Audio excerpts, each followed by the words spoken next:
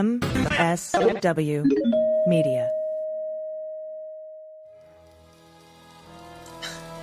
So yeah, now it's clean up on aisle 45 time. And for a long while yet, it is going to be clean up on aisle 45.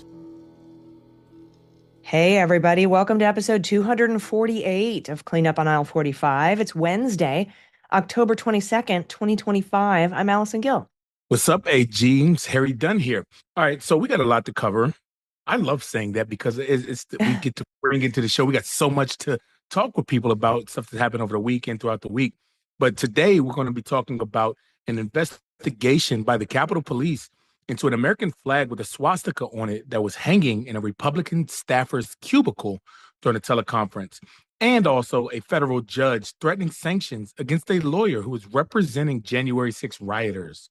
Yeah, more AI problems. Plus, we'll go over the oral arguments in the Supreme Court's latest attempt to gut what's left of the Voting Rights Act, and a couple of prosecutors who initially refused to bring charges against New York Attorney General Letitia James have been fired from the Department of Justice.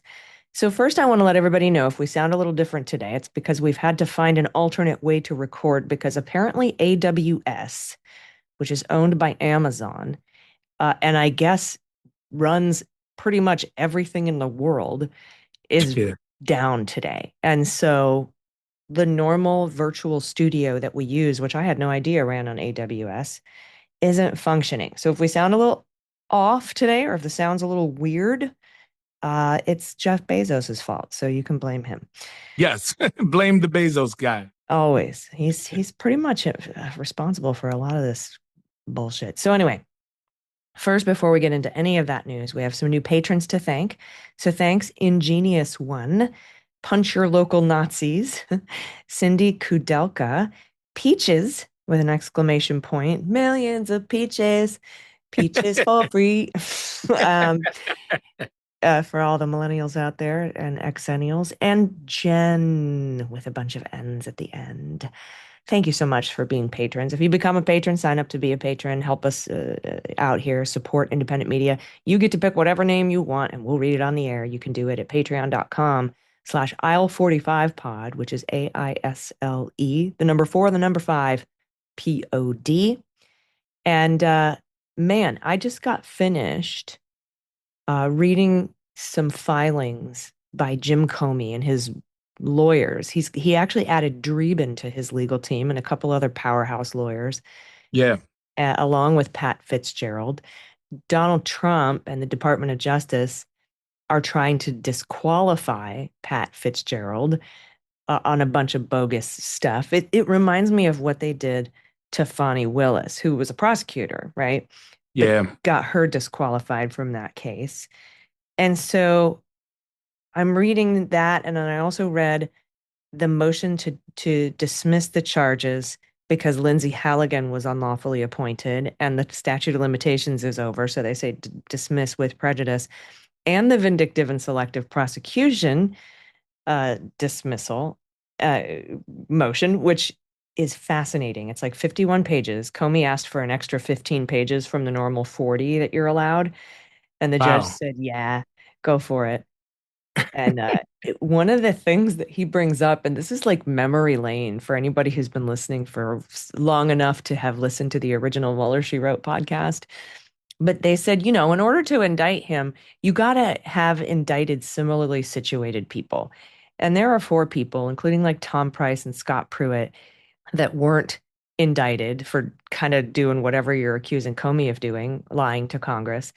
Yeah. But the first one is Jeff Sessions. Remember when he said, I've been a surrogate at a time or two, but I never had contact with any Russians. Like,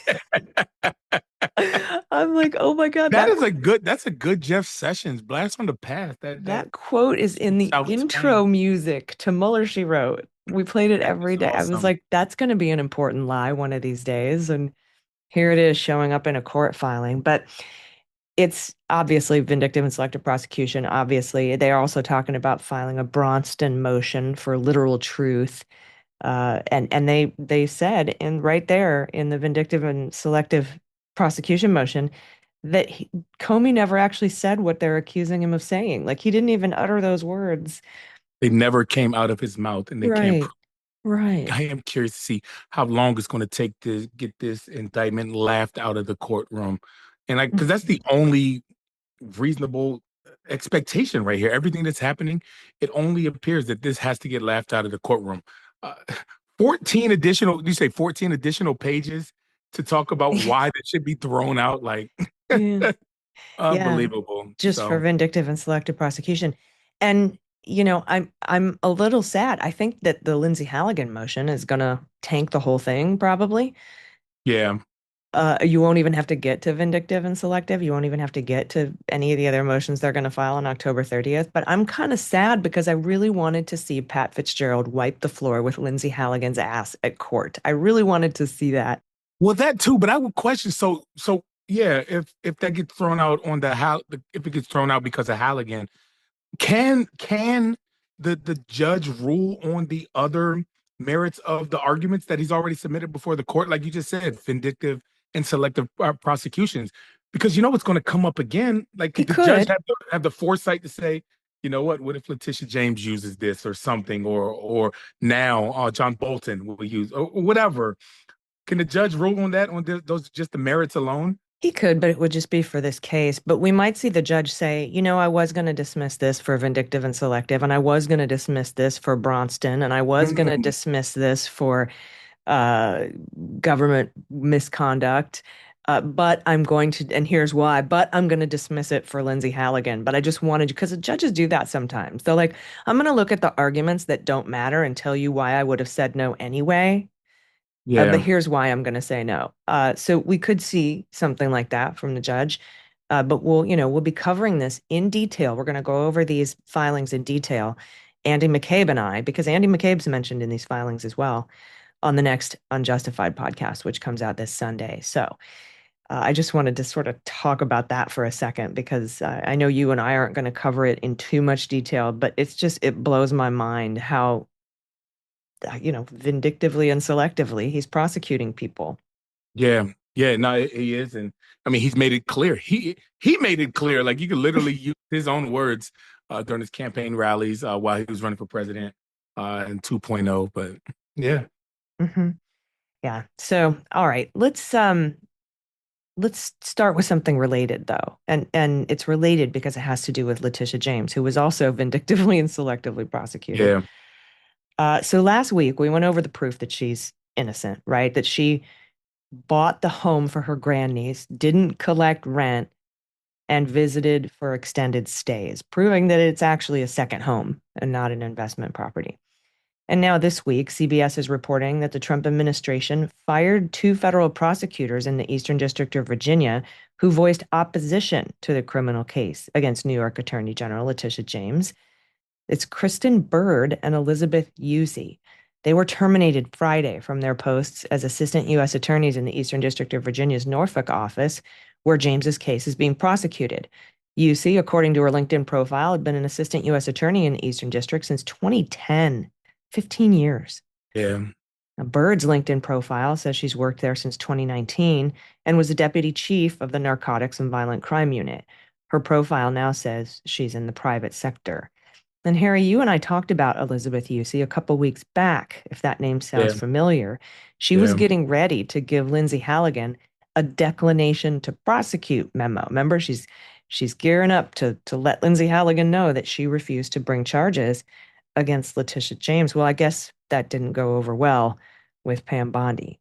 yeah. Pam said, "Hold my beer." Mm, Uh, these firings continue an ongoing purge in the office after the ouster of Eric Siebert, the former intern U.S. attorney who did not bring cases against James or Director Comey. The Justice Department declined to comment, obviously, but there have been other firings too, including the office's top national security official, Michael Binieri. He contends that he was fired because of a far-right social media figure, Laura Looney Loomer, mm. criticized him on X. But the Justice Department, obviously, again, has not yet commented, and they probably won't. So, No, she's got a lot of people fired. yeah, she has. Now, First Assistant U.S. Attorney Maggie Cleary left her post just weeks after taking her position. She briefly led the Eastern District of Virginia last month, shortly after Eric Siebert was forced to resign because he wouldn't bring charges against Letitia James.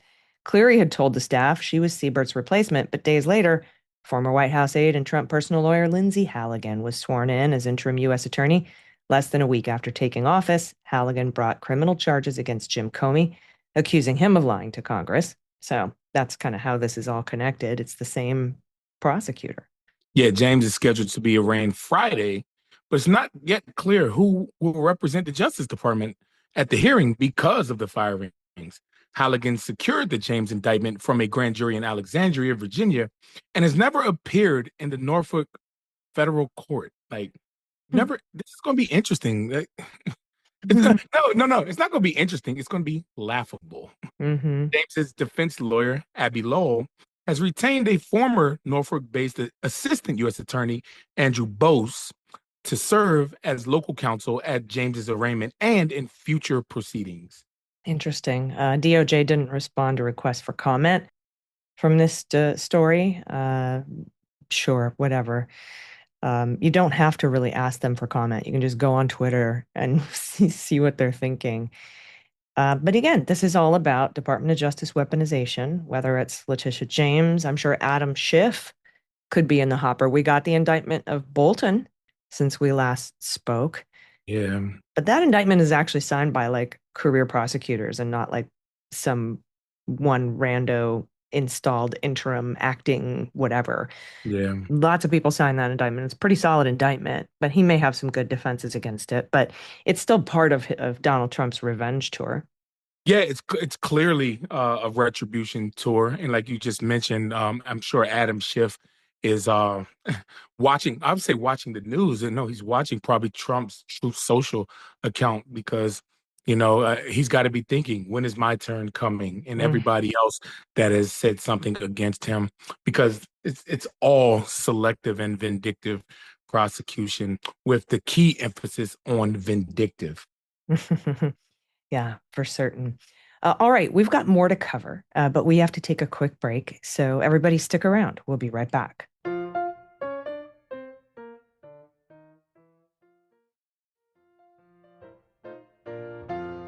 Hey, everybody, welcome back. We just got some breaking news, and this isn't something we were going to cover today, but I wanted to mention it. And this news will be a day old by the time you hear it on this show. But the Ninth Circuit Court of Appeals, two Trump appointees, and I think a Clinton appointee, have ruled 2-1 that Trump can deploy the National Guard in Portland. Now, the dissenter from this opinion, the Clinton appointee, actually said in the ruling, Harry, I'm looking at it right now, said that the full panel should immediately overturn this, and what his two colleagues just decided, and it's wrong. And I want to let everybody know that yes, Portland and Oregon can file an appeal to what the Ninth Circuit just decided to allow the deployment of the National Guard. For now, they can appeal, but they don't have to. The Ninth Circuit, all on its own, called sua sponte. I'll just by ourselves. We can take this up, and so I'm interested to see, first of all, whether Portland and the state of Oregon will file an appeal to the full Ninth Circuit panel, or whether the Ninth Circuit full panel will just take it up themselves because it's such a bad ruling. Yeah, the dissenting judge, Susan Graber, but yes, was a Clinton appointee. She asked the court to act swiftly to vacate the majority's order because the illegal deployment of troops under false pretenses can occur. Graber wrote that despite Trump's social media post on September 27th, saying that Portland was war ravaged, there is no evidence in the court record that ICE was unable to either protect its facility in Portland or to execute immigration laws. And she goes on to say, but in the statute invoked here, Congress has authorized the president to call up the National Guard only to repeal a foreign invasion, quell a rebellion, or overcome an inability to execute laws. Consequently, no legal or factual justification supported the order to federalize and deploy the Oregon National Guard. Yeah. And so we'll keep an eye on this. We're going to talk about it on the Daily Beans as well, which you probably listened to yesterday. Time travel in podcasts is weird. Yeah, very. But again, this is part of the mass deportation agenda. And he's at like on one hand he's saying ICE is the best fighting force ever, but on the other hand he's saying ICE can't defend itself. I need to send the National Guard. And then on one hand he's saying this is an emergency. On the other hand he's saying Oregon can't file an emergency petition for a restraining order because there's no emergency. So it's A lot of contradiction. a lot of contradiction. But again, this is to single out brown people. Yeah.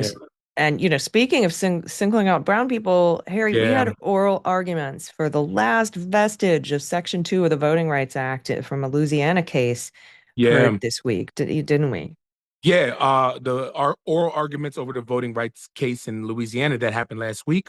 And this is from ABC. For decades, the faces of American politics have grown more diverse by nearly every measure, especially as racial minority communities gain political representation after longtime legal disenfranchisement and violent discrimination. Violent.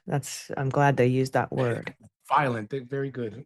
But after some Supreme Court justices expressed skepticism about a key provision of the Voting Rights Act in 1965, a landmark law that civil rights leaders credit with enabling pluralistic democracy in the United States, Black lawmakers, civic leaders, and organizers fear that the faces of the nation's elected representatives may soon return to a time before hard-fought civil rights gains.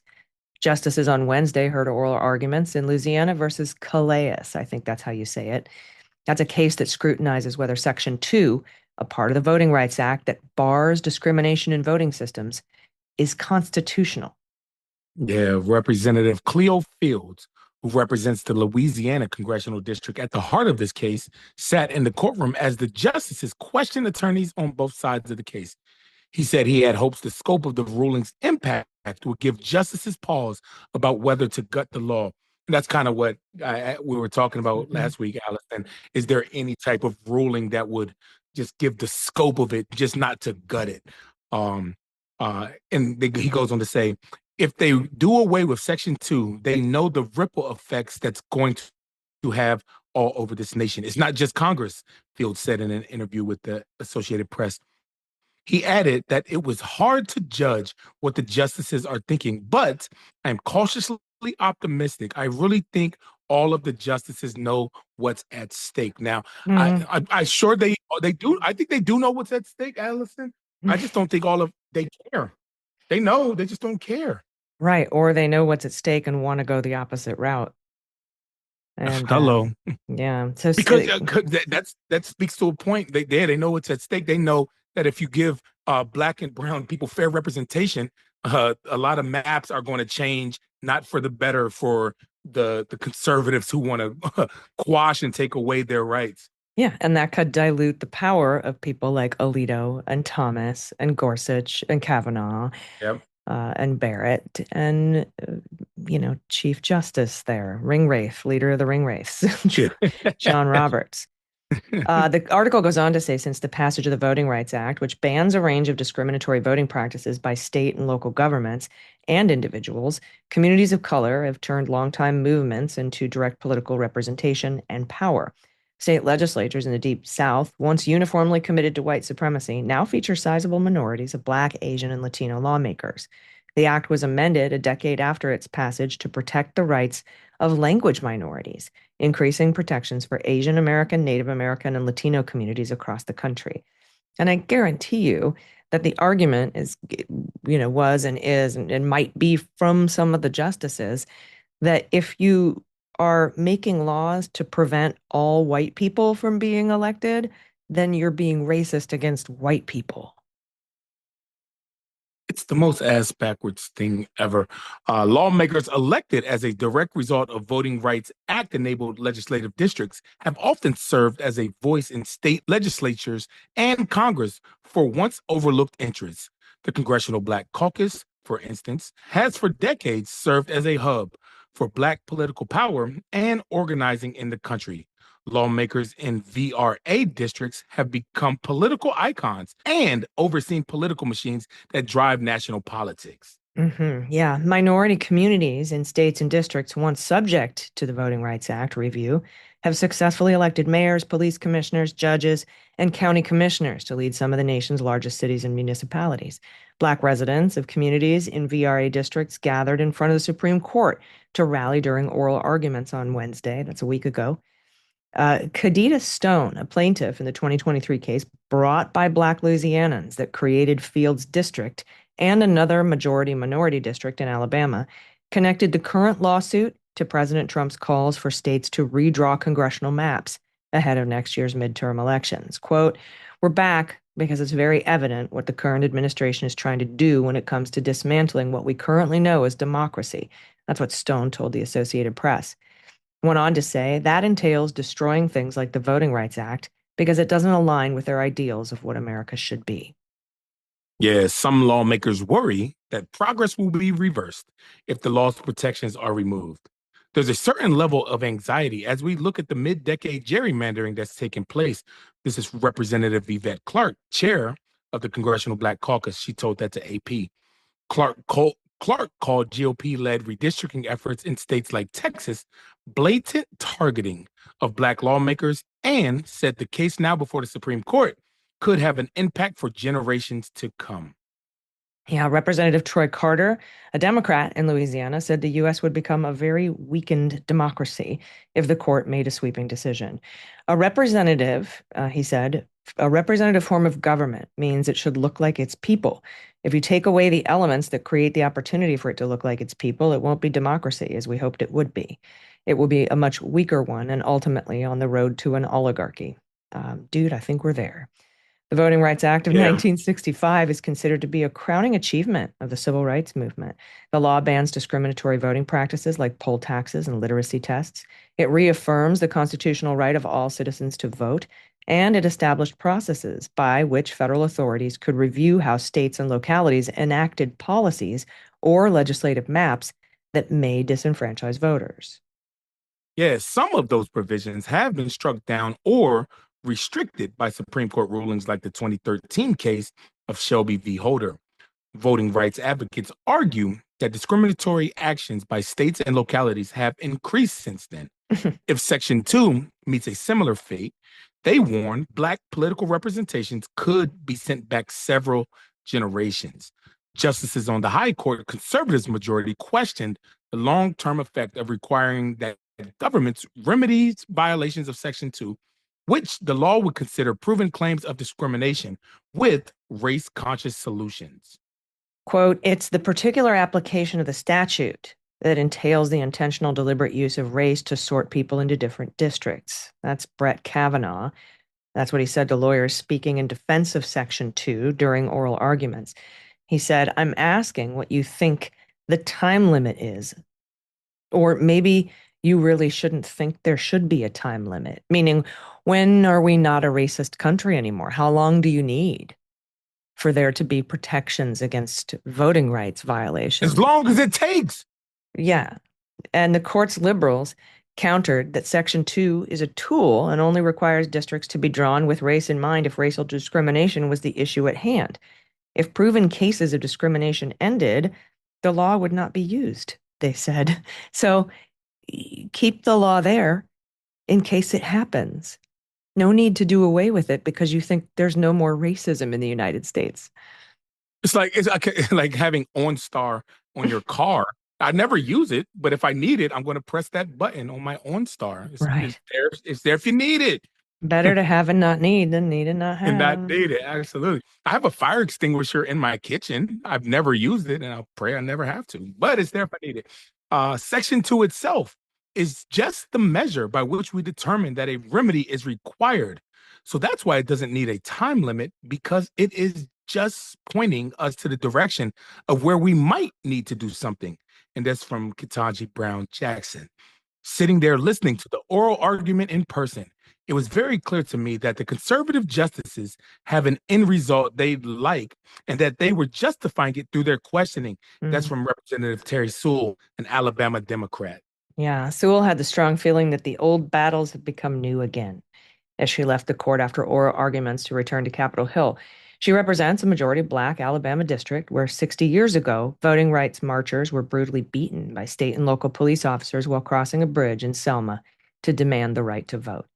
The Voting Rights Act mandates her district, which could be redrawn should the law be weakened. So, again, folks who are like, what's the point of the No Kings rally? Demonstrations are important. We didn't think we'd get the Voting Rights Act, but the demonstrations helped. We didn't think we would get marriage equality, but the demonstrations helped. That's why No Kings is so important. But she left the chamber also undeterred and ready to respond. She said, progress is elusive. The pendulum swings and it doesn't swing on its own. Ugh, that's deep. She said, this is a continuous struggle, and we pass the baton to the next generations. And while the baton is in our hand, I think we have to do everything in our power to maintain the representative democracy that we have and to make sure that this democracy is healthy and strong for the next generation. And that's such an important point. So It's real. like the fight doesn't end. Yeah. Hell, it never will. Once you get comfortable, they're looking to snatch you and make you uncomfortable again. So the minute you let your guard down, it's kind of like, hey, why are you always so defensive on the edge? Because there are literally people plotting every single day to figure out how to take your rights, my rights, everybody's rights away that doesn't look like them or think like them. Yeah. Yeah, that's why you see so many signs. I saw a bunch this weekend that said, I can't believe I'm still protesting this shit. It never stops. It never stops. And that goes back to the answer to the damn question that Kavanaugh had. When will this end? Yeah, you know what, Kavanaugh? I wish I had an answer. I wish I could say next week racism and discrimination will be over. But you know what? We live in America where I don't see that shit ever ending. When will you tell us who paid off your home loan? That would be my retort. When do you think we're not going to need this law anymore? When do you think you're going to tell me who paid off your home loan? That is so funny. And who bought those season tickets for you? I hate him. Kavanaugh. Ugh. When are you going to stop sexually assaulting people? Have you stopped? Have you stopped having beers with Squee and Tobin? I like beer. I like beer. I like beer. Can't believe he's a fucking Supreme Court justice. Pardon my French. I know we're only supposed to swear on the bonus episode, but man, I got to tell you. Ketanji was good with her questioning, though. She was great with her line of questioning. She's as she always is. She's so smart and so thoughtful, like, and brilliant, like you just said. Yeah. All right. We have some more stories that we have to get to, including a lawyer for insurrectionists using AI who might be in trouble from Judge Mehta. We're going to get to that right after this break. Stick around. We'll be right back.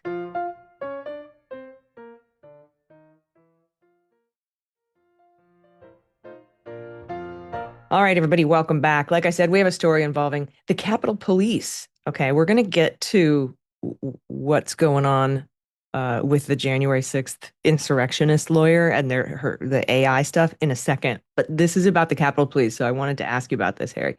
Yeah. Capitol Police were called about an American flag altered to include a swastika that was displayed inside the office of Rep. Dave Taylor, Republican from Ohio. Politico obtained an image taken during a virtual meeting that shows the flag pinned to what appears to be a cubicle wall behind Angelo Alia, one of Taylor's staffers. Alongside the flag, with altered red and white lines in the shape of a swastika, are pinned images, including a pocket constitution and a congressional calendar. It's unclear what role, if any, Alia had in the incident. It's his cubicle. He didn't immediately respond to requests for comment. He was probably told to keep his little Nazi mouth shut.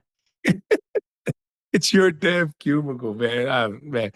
I am aware of an image that appears to depict a vile and deeply inappropriate symbol near an employee in my office. Near an employee. Taylor said in a statement. The content of that image does not reflect the values or standards of this office, my staff, or myself, and I condemn it in the strongest terms. Taylor said he immediately directed a thorough investigation alongside the Capitol Police, adding no further comment will be provided until it has been completed. The investigation, as your staffer, what the F is this on? You're fired. No further comment will be made until we get our story straight. That's what it should have said, AG. I know. The flag was found inside Taylor's office in the Cannon building in D.C. Tuesday afternoon, according to an office spokesperson. Taylor believes it's the result of foul play and vandalism. Uh-huh. Unbelievable. Of Your little course you do. Nazi staffer put up a Nazi symbol in his Nazi cubicle. That's what happened. The revelation comes a day after Politico reported an explosive Telegram group chat in which young Republicans and group leaders traded racial epithets, joked about the Holocaust, and praised Adolf Hitler, talked about burning people in ovens. So, Yeah. no, I'm sure it's not your staffer that had a swastika in his cubicle. Aliyah has worked as a legislative correspondent in Taylor's office since January, according to his LinkedIn. When reached for comment, a U.S. Capitol Police spokesperson sent an automatic reply saying, "Hey, we can't talk right now due to the government shutdown. We will when we reopen and the federal government is funded." At least it didn't say the Democrats shut Yeah. down the government. You know Oh what, my man? It's so God. crazy. You hit the nail right on the head with this one, AG. They will release comment once they get their story straight, and I Yeah. bet you that story is going to be something like you just like the congressman already alluded to as vandalism. This is a Democratic hoax. Somebody broke into my office and they did it to smear me. Actually, I have their story, Harry. You ready? Oh gosh, here we go. What is it? This is from NBC. Republicans are claiming that multiple Republican congressional offices received the American flags with the optical illusion swastikas embedded in them. One of the sources, whose office received a flag back in January, says it was initially difficult to see the swastika. It is not. It is Calling not. it calling it an optical illusion, but once the swastika in the center of the flag was discovered, the flag was thrown out. We didn't see it. The matter is also being investigated by the GOP-led House Administration Committee, in addition to the Capitol Police. That's their story. Mm-hmm. They Okay. said it's unclear who handed out the flags. This is what they're going to say. They're going to say a bunch of Democrats sent them the flags to see if Mhm. they would put them up without noticing the swastika. And because none of them noticed the giant flaming red swastika in the middle of the American flag, Get the F out of town, man. My God. These it was the Antifa. Watch. Watch. Yep, you're right. That you know what? We'll report back on it once this story is come to a conclusion, and we'll just play this part back, saying, "Hey, I told you." Antifa sent us those flags to trick us into hanging them up in our cubicles. And we did, and we didn't know there were swastikas on them, even though it's very obvious. Have you like Google the flag swastika for Yeah, I've this? seen it. Yeah, you can't miss you. It's right there. What do you mean it's hard to see? It's right there. Unless you've never seen a swastika and never seen an American flag. Uh, And for yeah, for a group of people that claim to love that flag so much, you should have known if the shade of red was the wrong hue. Give me a break. Y'all so full of it. mm, that's what they're gonna say. That's what they're going to say, as opposed to this kid just being a Nazi, like all those other Republicans that have had to step down or get He's fired. just he's just a kid, AG. Let's not ruin his life. He's just a He's just a 40-year kid. old kid. He's a 40-year-old kid. Like, stop it, really? Like, oh my God. But, young people of color are tried as adults, and 12-year-old My old girls gosh. can have babies. Yeah. But a 40-year-old The old 40-year-old kid. He's a 40-year-old can't kid. not He's be a young. Nazi. Jeez. Oh man. Jeez. All right. Okay. So we've got those couple more stories that I wanted to tell you about. We've got one that's Rudy adjacent, but not actually about Rudy himself. Rudy adjacent. It's about Smartmatic voting machines. And we also have that story about the judge with the sanctions for the AI stuff, but we're going to take another quick break. Stick around. We'll be right back.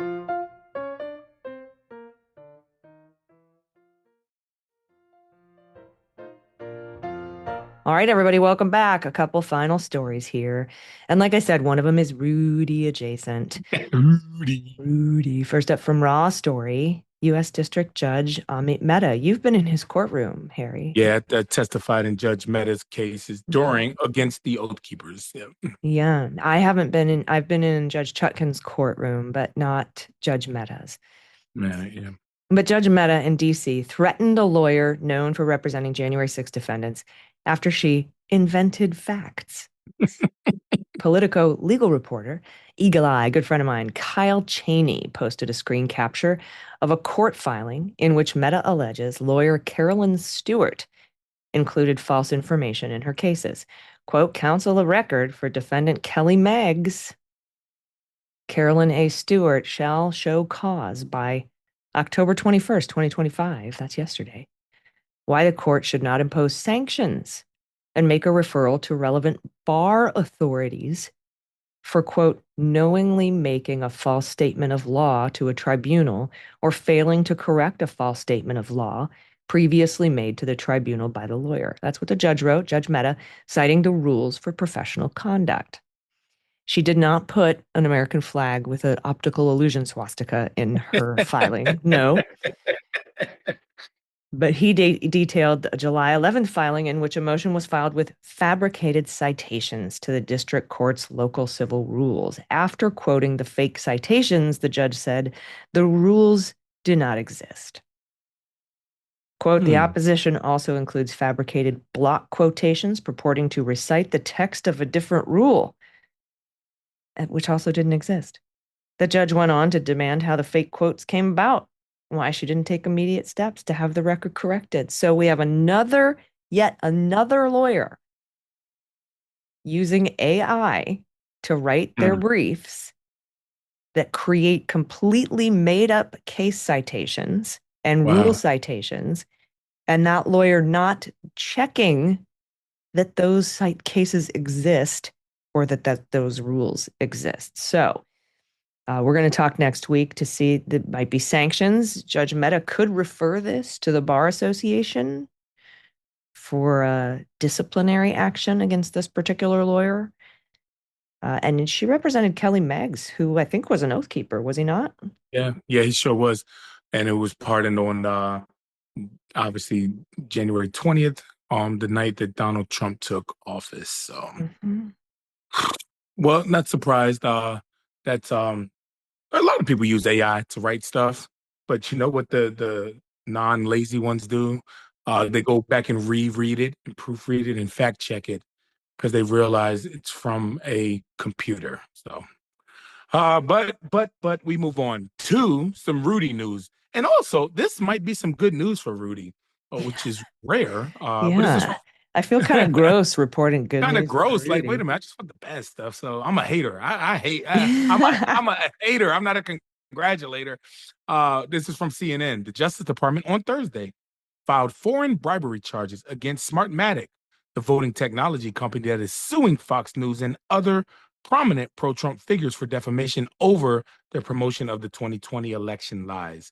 The bribery and money laundering charges against Smartmatic arose from an existing case filed last year against some of its current and former executives, including its founder. The indictment relates to an alleged $1 million bribe paid to the top election official in the Philippines to secure lucrative contracts for that country's 2016 elections. The indictment does not include any allegations of voter fraud or election rigging against Smartmatic. The news could be catastrophic for Smartmatic, potentially weakening its hand in pending 2020 election-related defamation lawsuits, one against Fox News. The Fox News host turned U.S. Attorney Jeanine Pirro, ex-Trump lawyer Rudy Giuliani, and the Pillow Man, Mike Lindell. I tell you what, AG, isn't there something like just that the people you just named, Jeanine Pirro, who is now working for the Justice Department, kind of she was conflict of interest type of thing going on there, or looking, I don't know, just using her platform at the Department of Justice as a U.S. attorney to bring this in because I don't think she brought the case. No, I don't think that she did, but you don't think there's any influence there? Well, everything's influenced by this whole administration. Right. I mean, and if they want to try to file vindictive and selective, I mean, they can definitely do that. But this is a hit to anybody who they sued for defamation. Yeah. The indictment could also influence settlement negotiations, Mangel said, because at trial it would be difficult for Smartmatic to establish that all the damages stem from allegedly defamatory broadcasts and statements. Right. So So, usually lot when to you're follow suing for there. defamation, like I remember, for example, Ruby Freeman and Shay Moss and everything Yeah. that Rudy said and texted about them, and the experts that came up and said, this is how wide his reach is. This is how many people heard his podcast. This is how many people heard this. And they based the damages on that amount, on how badly Rudy damaged their reputations. But if Smartmatic is being indicted for $1 million bribe, then they're kind of already ruining their own reputation. And it's hard to determine what part of their reputation was damaged by the lies that Pillowman and Rudy and the Trump administration told, and what part of their reputation was damaged by their own, you know, criminal malfeasance. So, Exactly. Yeah. Which is the actual cause? mhm. Get all of it, man. We wouldn't be So here if it wasn't for you getting us in this mess. So yeah, so even though it's clear that they were defamed by Rudy Giuliani and the Pillowman and Janine Pirro and Fox News, it's going to be hard to prove the damages part, which is substantial. I mean, that's like most of it. So because your reputation's already ruined, right? yeah. It's not like you can say Pillowman ruined my reputation. But we got a $787.5 million settlement from Dominion from Fox. We got a settlement from Rudy for Dominion for an unknown amount. And they've been in trouble for defamation already, but I don't think they're going to be able to get it from Smartmatic. But we'll keep an eye on the case, just Yeah, as because we're going to keep an eye on all this these Justice cases. Department, this Justice Department does have a good track record of winning cases. No, so far not. But this might have been going on for a while. I think they said Yeah. since last year. But that's also an interesting story in its own right, that Smartmatic was bribing people to use their voting machines in elections. Yeah. So everybody's just shady AF, my friend. I don't, Shady AF. it's hard to tell But who the not good here. guys are. I've been agreeing with Marjorie Taylor Greene like this week, so it's Oh hard to my know. gosh. Oh my agreeing that yeah, not on my calendar. Like it's going to snow tomorrow in San Diego. God, Right. what is going on? Not on my bingo card. Definitely Man. not. Something else I just wanted to mention real quick before we get out of here today. Donald Trump started tearing down the east wing of the White House today. Oh my gosh. You see that picture? Just it's heartbreaking. I mean, is anybody really surprised? Nobody's really surprised, but you see it and it just breaks your heart. Did you feel that way? The images made me ill. Cringe? Ill. They made me nauseous. And I Yeah. suppose that's by design. That's I think how Donald Trump wants me to feel. And so I'm gonna try my best to not feel that way. But like here, if I wanna, I have a house built in 1959, and if I want to change the facade, I got to get 18 permits from the city that takes 6.5 years. But he just goes in with a bulldozer during a government shutdown and defaces the entire east wing of the White House to build his let them eat cake ballroom, which will probably have big gold TRUMP on the front of it. Watch, mark my words. The Trump name will be on the White House before this is over. I'll tell you, next president needs to come in and just knock that shit over on day one. Yeah, restore the facade, restore the Rose Garden, Yep. restore everything that he and his immigrant wife destroyed. Destroyed. And I have no problem with immigrant spouses, by the way, just her. Well, yeah, especially because they're so hypocritical about it. Yeah, just wanted to point that out. Yeah, Just yeah. pointing out the hypocrisy. Like when Falwell Jr. had a threesome with the pool boy. I'm like, that's the coolest thing about you, bro. But why do you gotta hate gay people?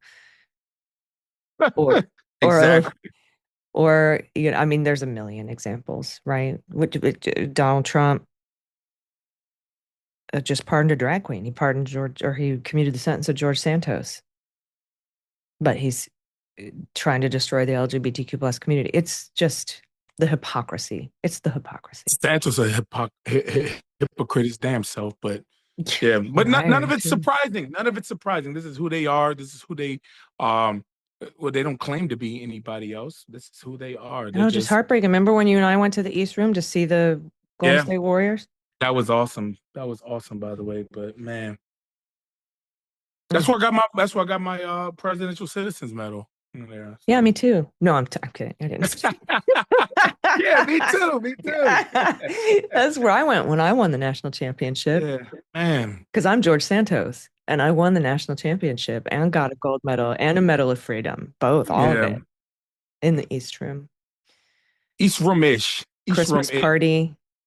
East Room-ish. Ag. You not the full East Room. You were east of the East Room, is what George Santos meant to say. Oh, yeah, the East Room, East Side. The east side of the East Room. We'll throw up my East Side gang sign and we'll get Yeah, out. Lord have mercy. All right, everybody.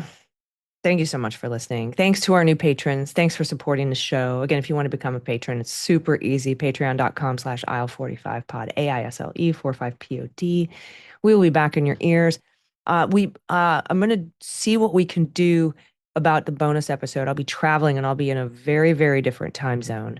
I go on vacation starting today for a week, Yay, you deserve. but it's a working vacation.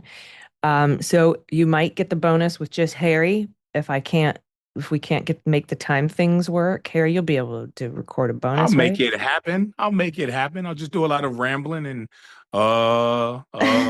You can just share your t-shirt collection with everybody. I could do that. I do have a pretty good one. You The got one a I have great now, the one I have on now, it's a bright neon green yellow. Yeah. yellow hoodie that says unpaid protester Did you wear on that? it. No Kings? I did not. I forgot it. I Ah, forgot it. But perfect. yeah, I did not get to wear this one. But I wore a mental health hoodie, which also works too. So Awesome. Well, I appreciate all the work you're doing, and maybe I'll see you on Thursday. We're going to try to work it out. If not, you will get that bonus episode. Fear not, and then we'll both be back in your ears next Wednesday. So thanks all for listening, and we'll see you next time. I'm Allison Gill. Harry Dunn. Thanks, y'all. Cleanup on Aisle 45 is written, researched, and produced by Allison Gill, with editing by Molly Hockey. Our art and logo design are by Joelle Reeder and Moxie Design Studios, and our music is composed and performed by Adam Orr. Cleanup on Aisle 45 is a proud member of the MSW Media Network, a collection of creator-owned podcasts dedicated to news, politics, and justice. For more information, visit mswmedia.com.